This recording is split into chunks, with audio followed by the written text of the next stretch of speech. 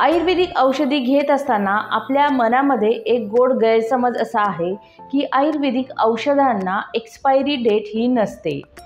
परंतु आयुर्वेदिक औषधी ह्या आपण वेगवेगळ्या स्वरूपामध्ये घेत असतो।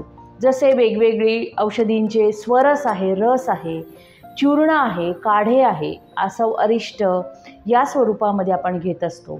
किंवा काही औषधांनी सिद्ध केलेले तूप असते, काही औषधांनी सिद्ध केलेले आपण दूध, तसेच काही औषधी ह्या भस्म स्वरूपामध्ये आपण घेत असतो। तर असे वेगवेगळ्या स्वरूपात आपण आयुर्वेदिक औषधी ह्या घेत असतो।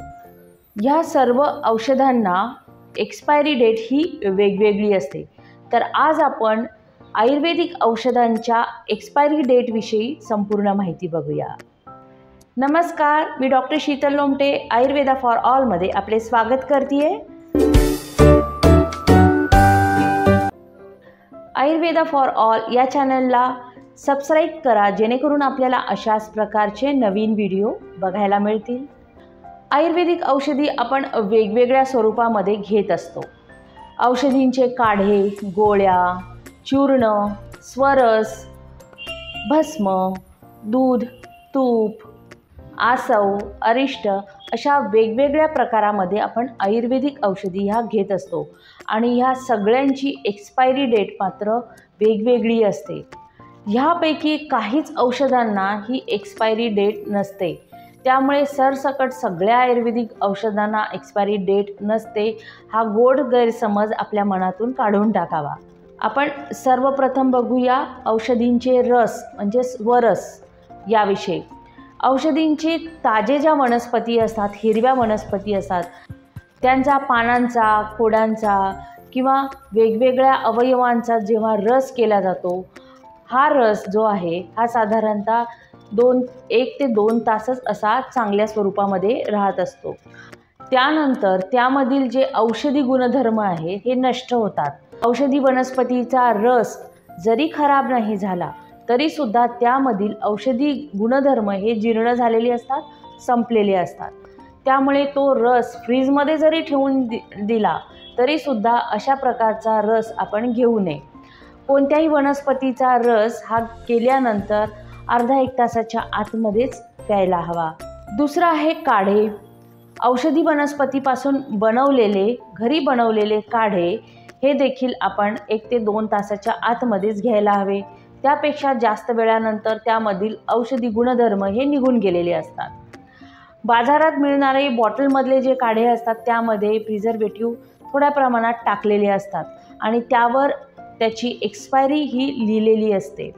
जसे काही काढे हे 1 ते 2 वर्षापर्यंत चांगले राहतात, काही 1 वर्षापर्यंत चांगले राहतात। तर अशा प्रकारे त्यावर लिहिलेले असते त्यांची एक्सपायरी। त्यामुळे औषधांचे जे काही काढे घेतो ते देखील एकदा आणून ठेवले तर नेहमीसाठी आपल्यासाठी ते उपयुक्त आहे असे नाही। त्यामुळे औषधीयुक्त काढे हे तोंडातून घेताना त्यांची एक्सपायरी बघूनच घ्यावे आणि जे घरी बनवले काढे असतात ते आपण 1 ते 2 तासाच्या आधीच घ्यावे। त्यानंतर आहे वेगवेगळ्या प्रकारच्या गोळ्या किंवा टॅबलेट्स। या वेगवेगळ्या प्रकारच्या ज्या टॅबलेट्स आहे यांची एक्सपायरी साधारणतः 3 वर्षापर्यंत असते।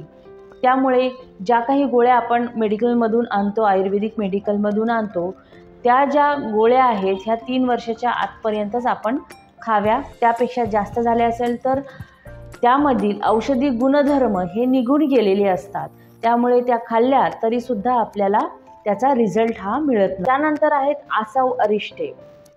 आसव अरिष्ट हे जे मिळतात, जसे कुमारी आसव आहे किंवा दशमूलारिष्ट आहे, हे जे आसव आणि अरिष्ट आहेत हे ज्याच्या बॉटल ज्या मिळतात हे मात्र आपण नेहमीसाठी ते चांगल्या प्रकारे राहू शकतात, यांना एक्सपायरी डेट ही नसते। त्यामुळे आसव अरिष्ट आपण आणून ठेवलेले असाल घरात तर ते नेहमीसाठी चांगल्या प्रकारे राहू शकतात। त्यामधील औषधी गुणधर्म हे नष्ट होत नाहीत। त्यानंतर आहेत रसकल्प म्हणजेच भस्म। हे जे भस्म आहेत, जसे वंगभस्म आहेत, स्वर्णभस्म आहे, असे वेगवेगळे जे भस्म आहेत हे भस्म यांना देखील एक्सपायरी डेट ही नसते, हे नेहमीसाठी चांगल्या प्रकारे राहू शकतात। परंतु जेव्हा केव्हा आपल्याला घ्यायचे आहे हे जवळच्या डेटमधले बनलेलेच आपण घ्यायला हवे आणि ते लगेच आपण वापरावे। वेगवेगळे औषधांनी युक्त बनवलेले दूध आणि तूप हे जे आहेत यांना सुद्धा एक्सपायरी डेट ही असते। औषधीयुक्त बनवलेले जे दूध आहे हे ताजेच बनवावे लागते आणि ते बनवल्या लगेच आपण प्यायला हवे। औषधांनी तयार केलेले तूप बाजारात पण मिळतात, हे यांची मात्र एक्सपायरी असते, साधारणतः 12 महिन्याच्या आतपर्यंत यांना वापरायला हवे। त्यानंतर जर आपण वापरत असू तर त्यातील औषधी गुणधर्म हे कमी झालेले असतात। काही औषधांचे आपण चूर्ण स्वरूपामध्ये त्यांना घेत असतो, सेवन करत असतो। तर औषधीयुक्त जेव्हा आपण चूर्ण स्वरूपात घेत असतो त्यावेळेला ते आपण 2 ते 3 वर्षापर्यंत त्यांना घेऊ शकतो। 2 ते 3 वर्षानंतर त्यातील जे औषधी गुणधर्म आहेत हे नष्ट झालेले असते। जरी चूर्ण चांगल्या स्वरूपात असले तरीसुद्धा त्यातील गुणधर्म मात्र कमी झालेले असतात।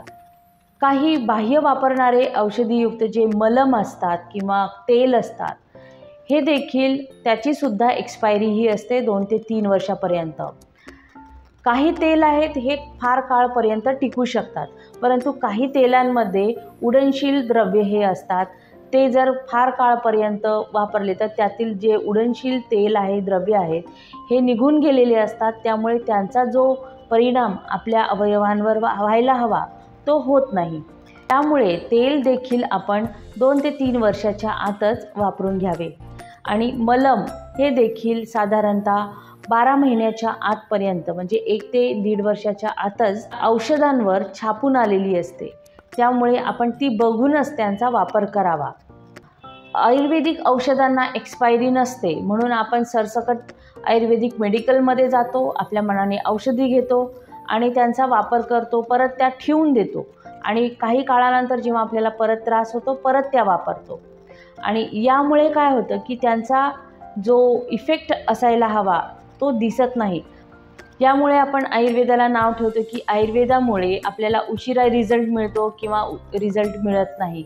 तर ही देखील काही कारणे आहेत की ज्यामुळे जर आपण एक्सपायरी डेटच्या नंतरची औषधी वापरत असू तर आपल्या शरीरावर त्याचा परिणाम आपल्याला जाणवणार नाही। केवळ काहीच औषधी जसे आसव, अरिष्ट, भस्म हे जे आहेत यांनाच एक्सपायरी डेट ही नसते आणि ती दीर्घकाळपर्यंत आपण वापरू शकतो। तर अशा प्रकारे आयुर्वेदिक औषधे घेताना देखील एक्सपायरी डेट बघूनच आपण घ्यावी। तर आजचा व्हिडिओ तुम्हाला कसा वाटला मला कमेंटमध्ये लिहून नक्की पाठवा आणि अशाच प्रकारचे नवीन व्हिडिओ बघण्यासाठी आयुर्वेदा फॉर ऑल या चॅनलला सबस्क्राईब करा। आपले काही प्रश्न असल्यास तेही तुम्ही कमेंटमध्ये लिहून पाठवू शकता। धन्यवाद।